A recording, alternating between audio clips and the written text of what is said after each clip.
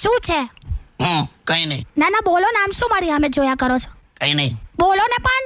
તને જોઈને મને એમ થાય છે શું? કે તું છે ને મારા જીવનમાં એકમાત્ર ઇન્વેસ્ટમેન્ટ છે જે મારી નજરની સામે ડબલ થયું.